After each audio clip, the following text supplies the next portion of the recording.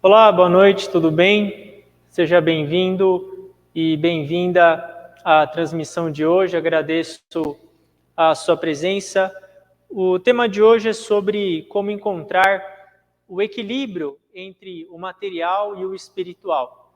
Como nós já estudamos, a Rap Science é uma religião que preza o caminho do meio, preza a questão de não ir para nenhum extremo, seja o extremo espiritual ou o extremo material. E hoje a gente vai aprender mais sobre esse assunto, relacionado também à questão da mediunidade, a questão da canalização de mensagens espirituais. Como é importante para a canalização das vozes dos espíritos superiores esse equilíbrio entre o material e o espiritual. O tema de hoje foi extraído desse livro As Leis Místicas. Sugiro que você adquira esse livro para poder se aprofundar ainda mais nesse assunto. Agora daremos início à prática das orações.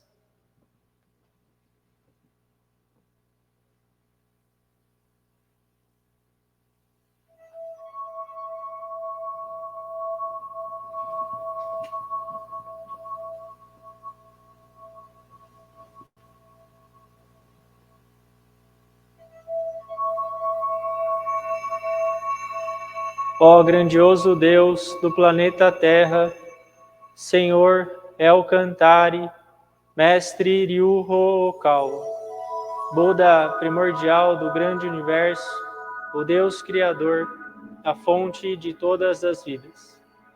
Agradecemos de coração pela grandiosa luz concedida no dia de hoje. Ó Espírito Guardião e Espíritos Guias, muito obrigado pelas orientações. Ó Senhor, por favor, concedei a luz a todos os pedidos de oração. Ó Espírito Guardião e Espíritos Guias, por favor, concedei as orientações necessárias. Muito obrigado.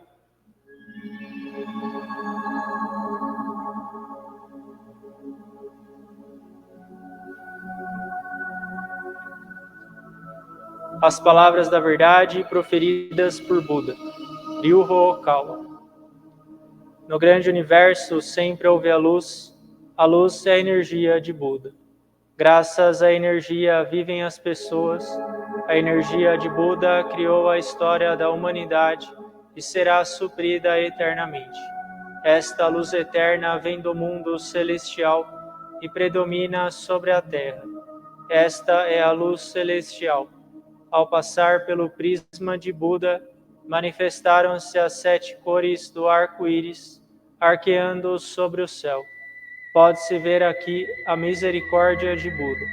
Amarelo é a cor do ensinamento, branco é a cor da salvação, vermelho é a cor da justiça, violeta é a cor da obediência, azul é a cor do pensamento, verde é a cor da harmonia, prata é a cor do progresso. As 7 cores se ajudam mutuamente e surge então o reino búdico. O reino búdico brilha vivamente com a junção dos bodhisattvas. Este é o reino do amor, ou o reino da misericórdia. Este é o reino da sabedoria, ou o reino do ensinamento. Especialmente é o reino das almas que vivem em paz. As almas originais são os filhos de Buda. Os filhos de Buda se tornaram seres humanos verdadeiros. Os seres humanos verdadeiros possuem espiritualidade. Os espíritos são poderes imortais. Os espíritos são forças imortais. Os espíritos são entidades reais. Os corpos físicos são as sombras dos espíritos. Isto é, vocês são os barcos que navegam abaixo o grande rio. O grande rio é o símbolo do curso das vidas. Cada qual navega rio abaixo como um pequeno barco.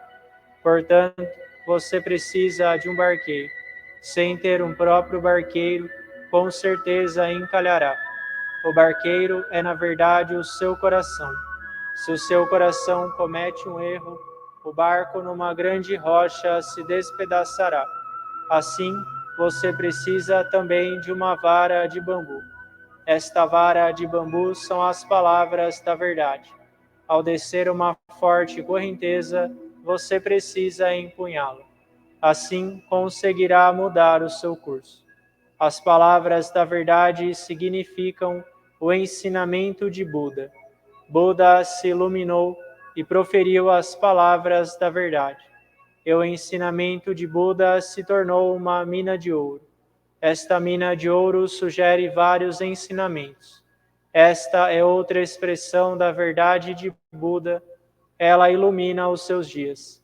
Ou, em outras palavras, são os frutos da misericórdia de Buda. Todos vocês, ouçam-me aqui e agora. Nunca se percam no caminho, agora e para sempre. A mão guia já foi acenada. Por favor, sigam esta alva mão e avancem sempre, sempre retos.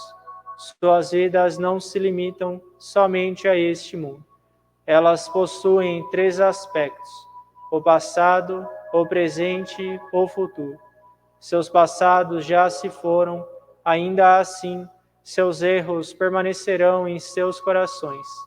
Esta é a razão pela qual vocês devem compreender os outros e, quanto a si mesmos, devem refletir sobre suas ações. Vocês e os outros não são distintos. Ao contrário, ambos são filhos de Buda, irmãos e irmãs. De hora em diante, amem-se mutuamente, nutram-se mutuamente, e é hora de se perdoarem mutuamente. Esta é a lei eterna, que permeia o presente e o futuro. Sim, de fato, é a luz na noite de trevas. A noite de trevas deste mundo é inferno, e assim é também no outro mundo. Com a nossa descida a este mundo, o sol da verdade está programado para ascender. Agora estamos vendo o sol nascente. Ele lançará luz sobre o futuro para convidar os tristes ao reino búdico. Agora aqui é o comando. Não deverá haver conflito neste mundo. Não deverá haver desconfiança neste mundo. Não deverá haver crime neste mundo. Não deverá haver mau espírito neste mundo. Não deverá haver o demônio no próximo mundo. Somente o mundo ideal. A utopia deverá ser concretizada. Todas as pessoas amam uns aos outros, vivem em harmonia, acreditam uns nos outros. Eis o mundo da utopia. Todos nós podemos ser a luz de Bodhisattvas. Creiam que a luz é real, creiam que o amor é real, creiam que a verdade é real. São esses os fatos a serem transmitidos. Nós, a luz de Bodhisattvas, nos unimos. Juntos trabalhamos para mantermos o correto coração e vivermos em sintonia com as palavras de Buda. Aqui nós juramos assim fazer.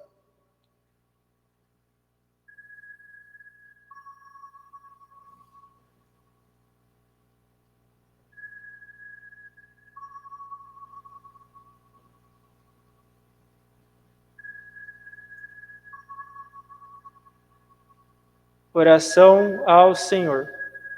Ó Senhor, El Cantare, fonte de todas as luzes, de todas as forças, de todas as sabedorias, de todos os amores.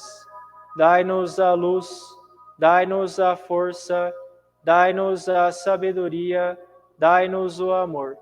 Ó Senhor, nosso Pai, protegei a terra, planeta do amor. Protegei-nos de todos os males, dai-nos o futuro. Ó Senhor, muito obrigado por nos dar a luz, agradecemos de coração.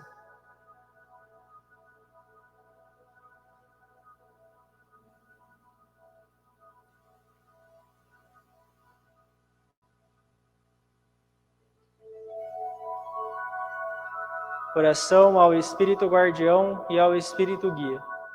Vós que estáis dentro da minha alma, fonte da minha vida, luz da minha esperança, base da minha sabedoria, escudo da coragem minha. Vós que estáis bem no fundo da minha alma, ó Espírito Guardião, ó Espírito Guia, ajudai-me no aprimoramento dia a dia, lapidai o meu coração dia a dia. Guardai-me de todos os males, concedendo-me uma boa inspiração, corrigindo o rumo da vida dia a dia. E para melhor vivência minha, guiai-me dia a dia. Muito obrigado.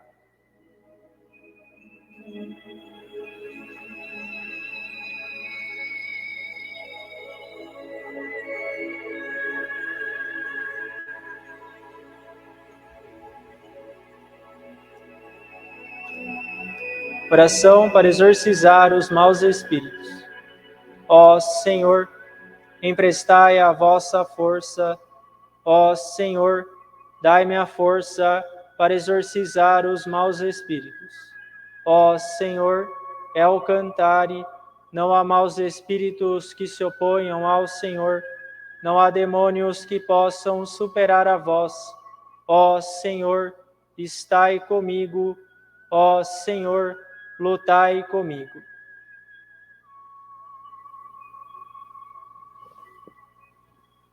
Light, cross, light, cross, El Cantare, fight.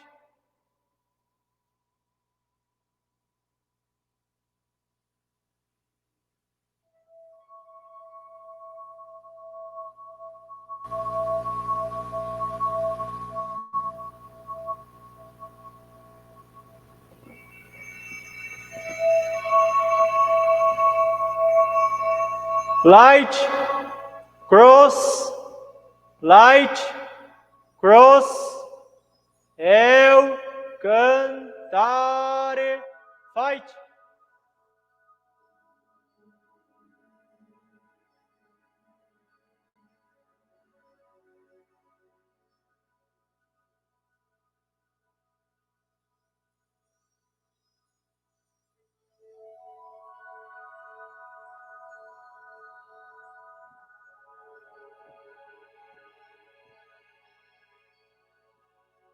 Ó Senhor, muito obrigado pela orientação.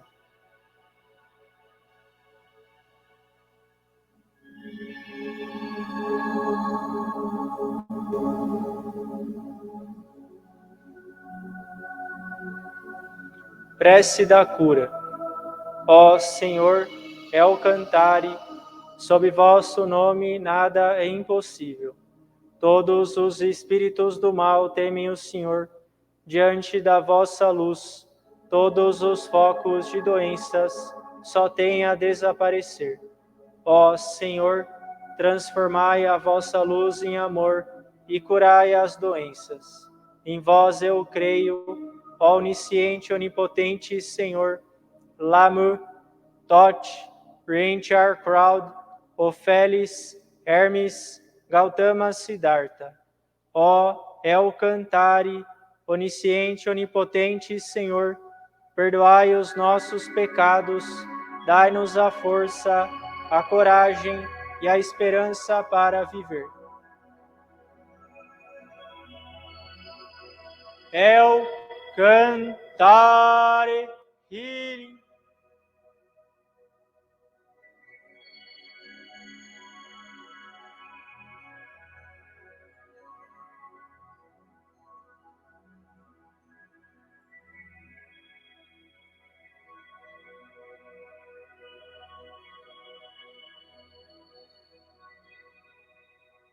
El Cantare, healing.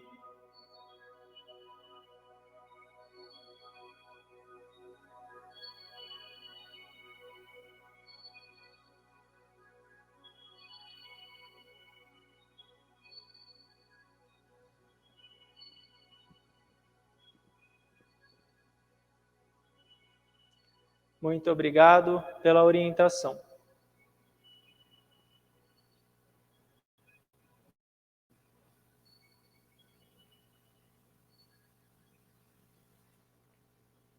Ó Senhor, El Cantare, Espíritos guias do mundo celestial, muito obrigado pela vossa orientação.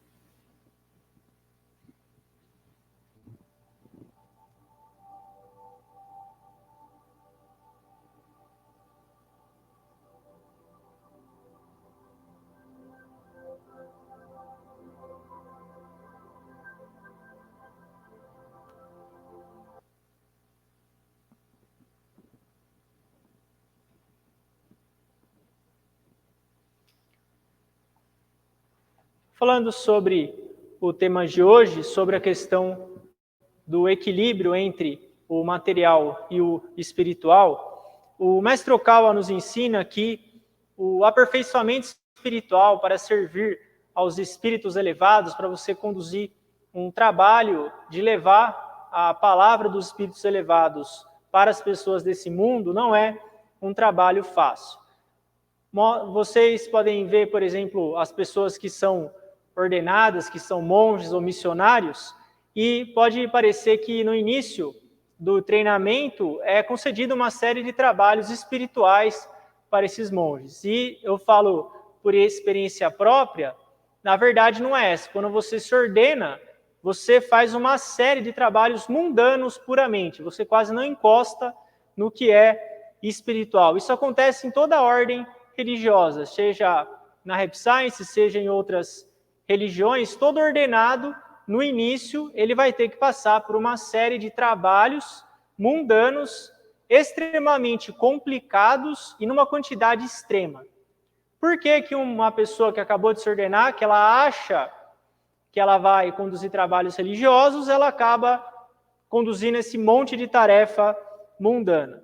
Porque se uma pessoa ela mostra pouco esforço e capacidade no desempenho de tarefas mundanas, ela não vai conseguir desenvolver a habilidade espiritual.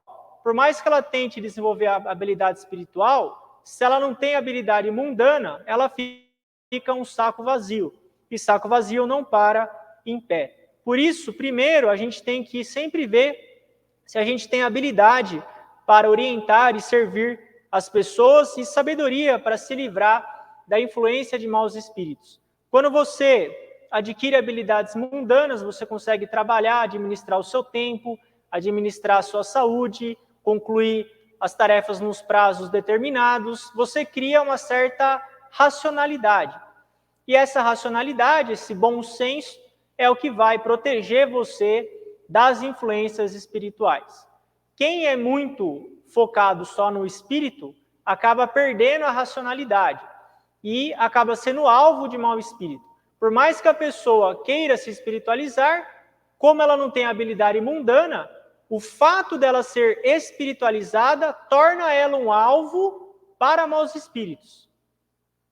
É extremamente contraditório, mas é exatamente isso que acontece. Quanto mais uma pessoa tenta se espiritualizar sem pensar nas tarefas mundanas, mais ela é alvo dos maus espíritos. Por isso, é necessário uma disciplina mundana o suficiente para a pessoa buscar se espiritualizar ou conduzir um trabalho religioso. Aquelas pessoas que não passaram por uma disciplina rigorosa, que não se esforçaram com sinceridade e humildade, não têm um bom grau de discernimento ou capacidade de servir através do trabalho, logo vão ceder às palavras tentadoras dos maus espíritos e demônios.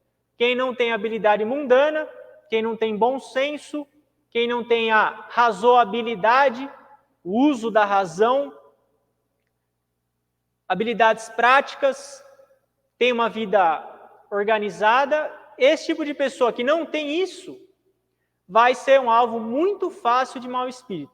Por mais que se espiritualize, por mais que tenha fé, esse mau uso da razão vai ser a maior porta para as influências espirituais negativas. Por isso, a necessidade do equilíbrio entre o material e o espiritual. Claro que isso não é só para quem se ordena. Todos aqui que buscam aprimoramento espiritual também precisam desse equilíbrio para poder conseguir conduzir a vida mundana, equilibrar a família, o trabalho, a igreja, a prática dos ensinamentos. É essa soma que é importante. Quanto mais, agora tem o outro lado, quanto mais conhecimento e envolvimento você tiver no material, menos sensibilidade espiritual você tem. Quanto mais você se mostra capaz nas tarefas mundanas, menos espiritualizado você fica. É igual um cobertor curto. Cobertor curto, por mais que você puxe ele, seu pé sempre fica para fora. O material espiritual é assim também. Você puxa o material, o espiritual fica para fora. Você puxa o espiritual, o material fica para fora. E aí? O que eu faço? É um desafio constante para equilibrar o material e o espiritual. É preciso ser muito disciplinado para conseguir estudar, adquirir conhecimento e servir bem através do trabalho. Percebam que o mestre Ocal, ele usa aqui o termo servir através do trabalho, porque o trabalho, no final das contas, é isso. Trabalho é uma ação de servir. Servir a pessoa que você oferece um serviço ou produto, você servir ao chefe, ao cliente, seja lá quem for. Essa pessoa que tem essa habilidade de servir, tem a mente de servir, de servidor, não é serviçal, é servidor, de conseguir ajudar os outros através do trabalho. E, ao mesmo tempo, permanece de coração aberto, com sinceridade e humildade, sempre refletindo a respeito de si mesmo, essa pessoa tem essa capacidade de equilibrar o material e o espiritual. É necessário equilibrar esses dois aspectos paradoxais, matéria e espírito. É o cobertor curto. A gente está num desafio diário para conseguir equilibrar esses dois.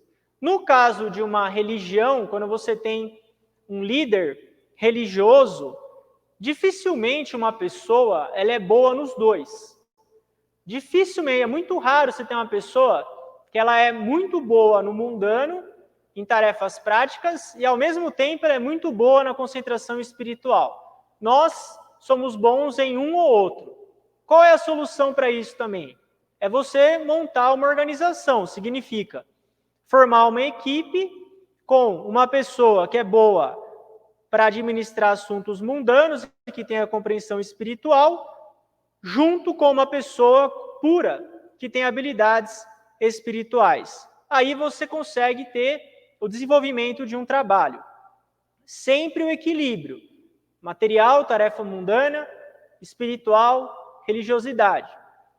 Porque se uma religião ela se torna espiritual demais, se ela é só espiritual, ela começa a promover rituais estranhos, começa a fazer um monte de coisa esquisita. Agora, se ela ficar terrena demais, aí as atividades vão parecer um negócio comercial. Volta na questão do equilíbrio. Tem que equilibrar aquilo que é espiritual, invisível à fé, com aquilo que é material. Em geral, as pessoas que têm capacidade para negócios têm uma espécie de poder psicocinético para que elas possam se expressar ativamente ou ter a determinação de criar ou realizar algo ou argumentar. As pessoas que são boas no mundo dos negócios têm esse poder psicocinético. Consegue convencer, tem poder na argumentação, tem uma ótima persuasão, coloca uma meta na cabeça, consegue. Esse é uma boa pessoa no mundo dos negócios. Estabeleceu a meta, tem um plano claro para a meta e conclui aquela meta infalivelmente. Você tem que ter um poder psicocinético muito forte para conseguir isso. E esse tipo de pessoa existe. Por outro lado, a capacidade espiritual ela é mais receptiva, que exige que a pessoa seja mais acolhedora, calma, passiva e receptiva. E essa harmonia que tem que existir entre a natureza ativa e a natureza passiva. É raro uma pessoa que seja equilibrada nos dois. Uma pessoa que ela tem um poder psicocinético, argumentativo muito forte, e ao mesmo tempo ela é muito boa também naquilo que é passivo. Esse é o desafio, saber combinar essas duas capacidades. Uma religião ou uma pessoa religiosa que busca o aprimoramento espiritual, que é o nosso caso aqui, nós buscamos o aprimoramento espiritual sob as orientações do Senhor Elcantari. Esses ensinamentos são válidos para nós. No caso de uma organização, uma religião, se você não tem esse lado ativo das tarefas mundanas, desse poder psicocinético, a organização ela estagna, ela não cresce. E se a organização não cresce, significa que as pessoas não estão sendo salvas. que os ensinamentos não estão sendo propagados. Isso é um grande problema. Mas, ao mesmo tempo em que esses ensinamentos são propagados, é necessário o aspecto passivo, receptivo dessa religião. Isso mostra a diferença entre as ondas alfa e as ondas beta. Ondas beta, esses dois tipos de onda, são ondas que a nossa mente emite. A nossa mente emite vibrações o tempo todo. Você pode dividir essas vibrações em dois tipos, basicamente, que é alfa e beta. Tem outras vibrações, teta, tem várias. Mas, a fim aqui de entendimento, vamos dividir as nossas vibrações beta e vibrações alfa. Qual é a diferença entre essas duas vibrações? A vibração beta, ela é uma vibração mundana. Quando você, por exemplo, está trabalhando, está atendendo o telefonema, você está escrevendo um documento, você está fazendo reunião, você está fazendo conta, está escrevendo um relatório, está argumentando, está vendendo, você está em vibração beta. E essa vibração beta, ela é necessária para a gente poder viver nesse mundo material. Agora, para você poder receber mensagem espiritual, é necessário um estado de relaxamento, paz de espírito, tranquilidade e manter um silêncio sagrado. E numa religião, é necessário, de forma sistemática, tanto o ativo, que é a onda beta da atividade, como o passivo, que é essa parte mais religiosa. Você pode encaixar isso no seu dia a dia. Você pode observar ao longo do seu dia em que momento você está emitindo vibrações beta e em que momento você está emitindo vibrações alfa. E não só observar, mas determinar no seu dia momentos em que você vai ter a vibração alfa e momentos da vibração beta. Por exemplo, se você vai viver a sua vida, vai lutar pela sua sobrevivência, vai conduzir o seu trabalho, você precisa fazer isso.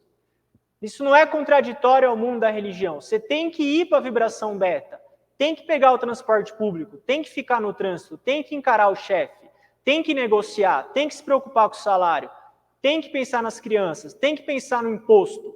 É beta. Não tem como tirar isso. Ao mesmo tempo, você se disciplina, você se programa para momentos de vibração alfa, que são momentos de tranquilidade. Momentos que você tira, por exemplo, para ler um livro, para ouvir uma palestra como a de hoje, para fazer meditação, como tem na plataforma Verdade em Ação e assim por diante. Aí você consegue ter equilíbrio. A gente está falando da vida pessoal nossa, mas uma religião funciona assim também. Uma religião, ela precisa desses dois aspectos principais. Recarregar a energia espiritual, que é o momento do silêncio, e promover a difusão dos ensinamentos. Se uma religião só cumprir uma dessas tarefas, vai acabar desmoronando. Então, as duas são necessárias. É impossível realizar tarefas terrenas e, ao mesmo tempo, manter vibrações alfa. Já que você está na vibração beta da tarefa mundana, faça a tarefa mundana na vibração beta. É assim, é necessário. Agora, você tem que se programar para ter momentos de vibração alfa na sua vida. Quando você, por exemplo, tira um momento de solitude, você fica sozinho, você que tem, por exemplo, o altar sagrado da Reb Science em casa, você pode recitar o Sutra em frente ao altar, você pode praticar reflexão em frente ao altar. Eu, por exemplo, eu tenho um caderno de lições, todo dia eu escrevo no meu caderno o que eu aprendi, eu escrevo o que eu observei, o que alguém falou para mim, o que eu ouvi do mestre, eu escrevo. E esse é o meu momento alfa, que eu estou ali em solitude, escrevendo, refletindo sobre a vida. Esse é o momento alfa, tem que ser algo intencional. Quando a gente se habitua demais ao modo beta, que é o modo agitado, a gente fica sujeito à possessão por maus espíritos. Quem é muito agitado, sempre ali no beta, tem que tomar cuidado porque se torna vítima dos maus espíritos. Os princípios que regem o funcionamento das religiões são diferentes das empresas. O funcionamento de uma religião é muito diferente do funcionamento de uma empresa. Uma empresa não precisa de momento alfa. A empresa é só você vender. Você oferecer um produto, um serviço, você ter o lucro, pagar o salário dos funcionários, investir em publicidade, expansão, enfim, manutenção, e a empresa vai funcionando. No caso de uma igreja, de uma religião, é necessário, primeiro, a crença. O mestre ensinou isso no livro As Leis de Messias, no capítulo 5.